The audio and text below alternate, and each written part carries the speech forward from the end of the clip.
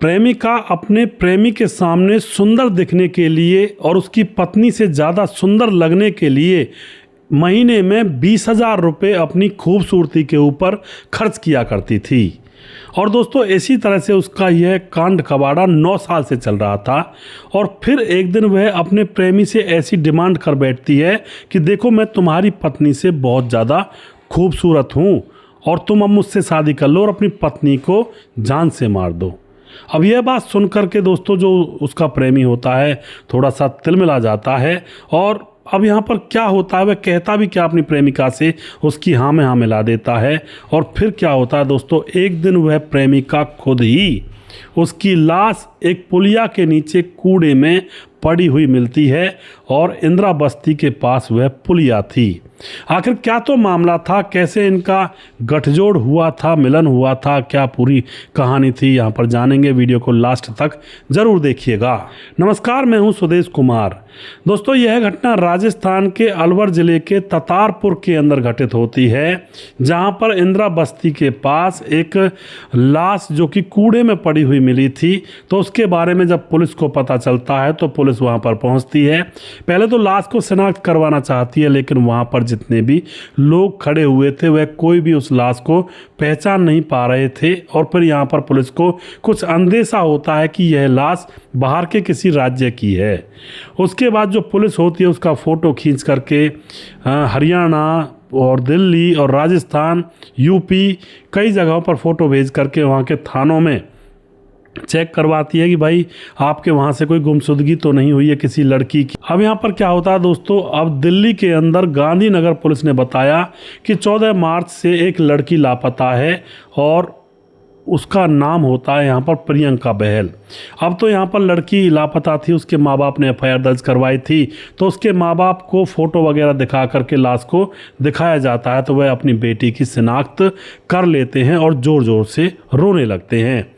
दरअसल दोस्तों प्रियंका बहल जो लड़की है और उसके माँ बाप उसके साथ रहा करते, माँ का नाम रेखा, पिता का नाम पंकज।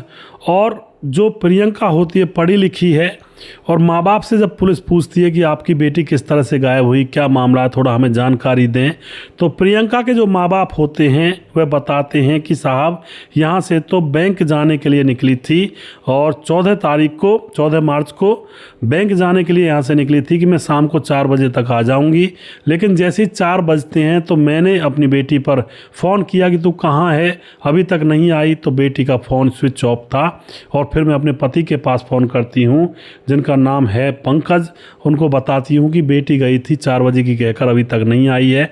तो यह दोनों पति पत्नी अपनी बेटी को ढूंढने लगते हैं, लेकिन कहीं भी उसका कोई सुराग इनको मिल नहीं रहा था।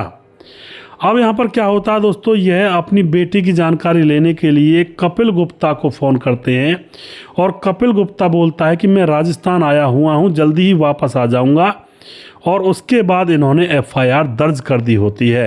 अब पुलिस पूछते हैं कि ये कपिल गुप्ता कौन है। अब जो लड़की के माँ बाप होते हैं वह बताते हैं कि जो कपिल गुप्ता है उसके बच्चों को हमारी बेटी पिछले 9 साल से ट्यूशन पढ़ाने के लिए जाया करती है। कपिल गुप्ता और उनकी पत्नी का नाम है सुनैना। अब जैसे पुलिस को यह पता लगता है कि भाई कपिल गुप्ता जो कि दिल्ली से राजस्थान गया है और राजस्थान में वो लाश मिली है और कपिल गुप्ता के पास ये लड़की जाया करती थी। अब ये राजस्थान इसी समय पर क्यों गया है, ज़रूर यह उस डेड बॉडी को ठिकाने लगाने गया होगा। तो अब कपिल गुप्ता के ऊपर ही पुलिस को शक हो जाता है कि ये राजस्थान आखिर क्यों गया है। और उसके बाद दोस्तों यहाँ पर क्या होता है, कपिल गुप्ता और उसकी पत्नी जिसका नाम होता है सुनैना, उसको पकड़ा जाता है, सख्ती से पूछताछ की जाती है उनसे। तो यहाँ पर एक और नया राज खुलता है। राज क्या खुलता है, जो प्रियंका है वह 9 सालों से इनके 2 बच्चों को पढ़ाने के लिए इनके घर पर जाया करती है। और शुरू के 2 साल बाद ही इस प्रियंका का और उस जो घर का मालिक कपिल गुप्ता उसके बीच में अफेयर चल जाता है। कपिल गुप्ता जिसका जो कि कड़कट डूमा में रहने वाला है और कपड़े का व्यापारी है, पैसे वाला आदमी है। तो अब इस कपिल गुप्ता से इस लड़की प्रियंका का उसके बच्चों को पढ़ाते पढ़ाते उसके घर में रहते रहते कपिल गुप्ता से प्यार हो जाता है। अब इनका अफेयर चल जाता है चुपके से, जब घर पर कोई नहीं रहा करता दोनों संबंध बना लिया करते और बाहर घूमा करते। कई बार ये लड़की उससे मिलने के लिए ओयो होटल में जाया करती और खूब मौज मस्ती किया करते। कपिल गुप्ता इसको काफ़ी पैसे भी दिया करता और काफ़ी इसकी जो शौक़ है उसको पूरा किया करता। अब तो दोस्तों इस तरह से इन दोनों की प्रेम कहानी चल रही होती है। 9 साल बीत चुके थे और 2 साल मतलब पढ़ाना स्टार्ट किया था, उसके 2 साल बाद प्रेम कहानी चली थी, तो यानी कि 7 साल इनकी प्रेम कहानी को गुजर चुके थे। अब 7 साल गुजर चुके थे तो यहाँ पर जो यह लड़की होती है जिसका नाम होता है प्रियंका, यह देखती है कि जिससे वह प्यार करती है कपिल गुप्ता, उसकी पत्नी जिसका नाम सुनैना है, वो बहुत ही ज़्यादा खूबसूरत है, सुंदर है।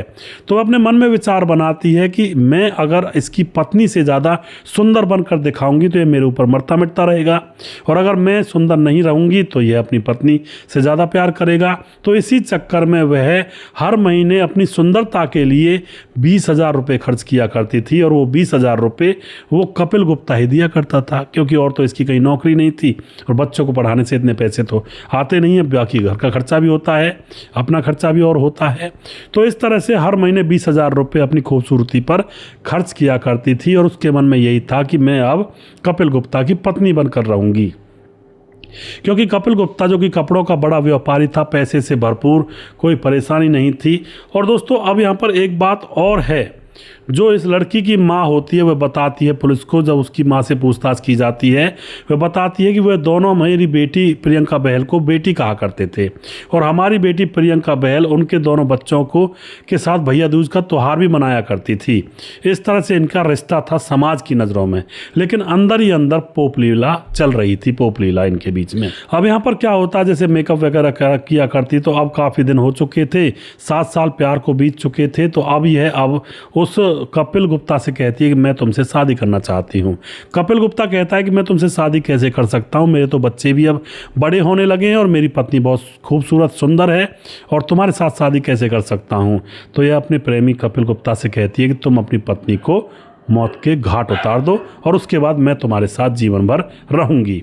अब यह बात सुनकर के जो कपिल गुप्ता होता है थोड़ा कदम पीछे बढ़ा लेता है, और वह तो सिर्फ एंजॉयमेंट कर रहा था, अपनी पत्नी को थोड़े मारेगा उसके चक्कर में आकर के एकदम से उससे मना कर देता है कि मैं अपनी पत्नी को नहीं मारूंगा, उसके बारे में एक लफ्ज़ भी बात मत कर देना।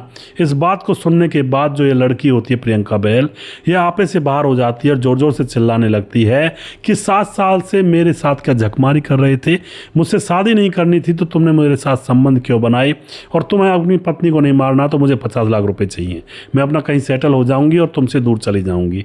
लेकिन दोस्तों यह जो कपिल गुप्ता होता है इसको 50 लाख रुपए भी नहीं देना चाहता है, और वह अब कपिल गुप्ता को ब्लैकमेल करने लगती है कि मैं ये कहाँ कोर्ट में चली जाऊंगी, तुम्हारे खिलाफ कानून कार्रवाई करूंगी, तो मैं केस में फंसा दूंगी। इस तरह की बातें वह कपिल गुप्ता से करने लगती है। अब दोस्तों कपिल गुप्ता परेशान हैरान कि अब करे तो करे क्या। वह अपनी पत्नी के पास बैठा हुआ था, आंखों में आंसू थे, और अपनी पत्नी के पांव पकड़ने लगता है। पत्नी का नाम सुनैना, और उससे कहने लगता है कि सुनैना मुझसे बहुत बड़ी गलती हो गई पिछले 7 साल से।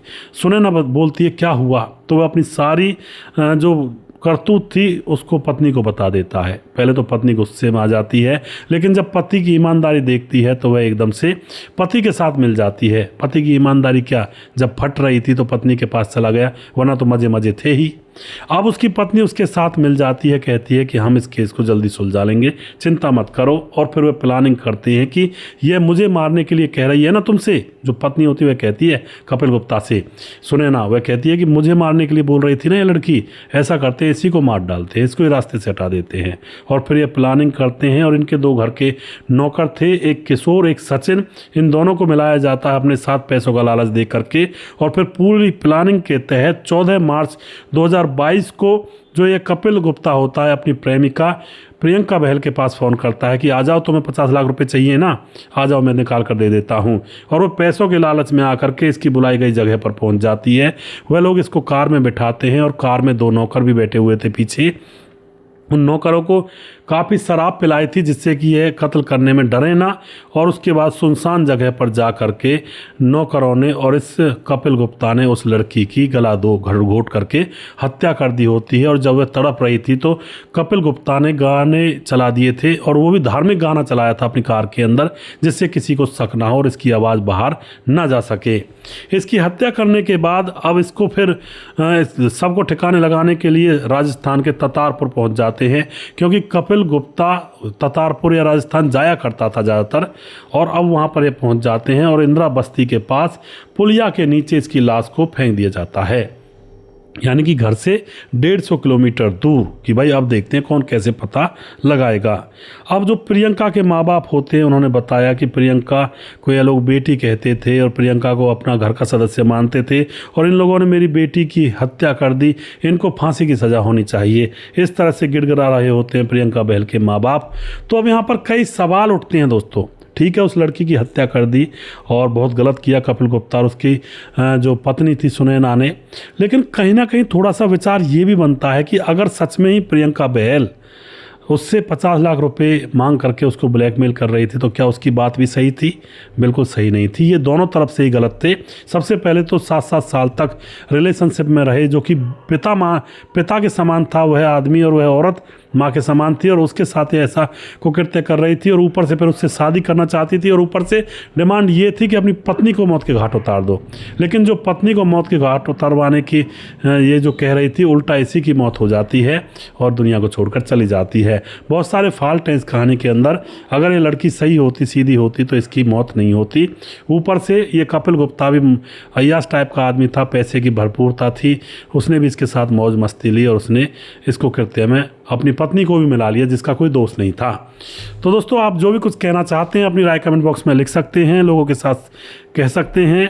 और वीडियो के लास्ट में कुछ भाइयों के नाम जरूर लेना चाहूँगा जो हमारे वीडियोस को लगातार देखते हैं और हमें खूब सपोर्ट करते हैं। हमारे साथ राम गोसाई अमर भाई लगातार कमेंट करते हैं, भाई का बहुत बहुत धन्यवाद करता हूँ। नईम अहमद अमर भाई लगातार कमेंट करते हैं, पवन कुशवाहा कमेंट करते हैं, भीमदत्त जोशी, समाधान पाटिल जलगांव महाराष्ट्र से, सिकरम राज, और उसके बाद चंद्रशेखर कुशवाहा कमेंट करते हैं, और योगेश तोमर हैं, राजेंद्र धेरू कमेंट करते हैं, सुरेश नायक हैं, सुजीत कुमार और कमेंट करते हैं, बालाजी सरकार, जय भवानी कमेंट करते हैं, देवेंद्र कुमार कमेंट करते हैं, और दशरथ कुशवाहा कमेंट करते हैं, सोनू राज प्रजापत हमारे भाई लगातार कमेंट करते हैं, हृदय राम भारती कमेंट करते हैं, प्रवीण बघेल शिवपुरी से, मुकेश कुमार यूपी 83 से, विंध्याचल राजबार कमेंट करते हैं, ललित कुमार देवांगन कमेंट करते हैं, सूरज डी हमारे भाई फिजी से कमेंट करते हैं, ताजिल रहमान जो कि ऑस्ट्रेलिया सिडनी से कमेंट करती हैं, और नईम अहमद हमारे भाई लगातार कमेंट कर रहे हैं। और उसके बाद हमारे साथ हैं रजत सैनी कमेंट करते हैं, मोनू जैन कमेंट करते हैं, ब्रजेश राजभार हैं, उदय नारायण हैं, लक्ष्मण ढेलू कमेंट करते हैं, राम मोहम्मद यासीन लाहौर पाकिस्तान से कमेंट करते हैं, राधेश्याम शर्मा सिरसी जयपुर राजस्थान से, राजकिशोर चौरसिया महाबलेश्वर महाराष्ट्र से कमेंट करते हैं, सुशील चौधरी हमारे भाई लगातार कमेंट करते हैं, और उसके बाद छगनदास खारडाबाद राजस्थान से, और उसके बाद हमारे साथ हैं जो कि दुर्योधन भाई लगातार कमेंट करते हैं, राम मोहम्मद यासीन लाहौर पाकिस्तान से कमेंट करते हैं। और जिस भाई का नाम रह गया उस भाई का नाम अगले वीडियो में ज़रूर लूँगा। अगला वीडियो बहुत जल्दी फिर से लेकर आऊँगा, तब तक आप खुश रहें, सावधान रहें। जय हिंद, जय भारत।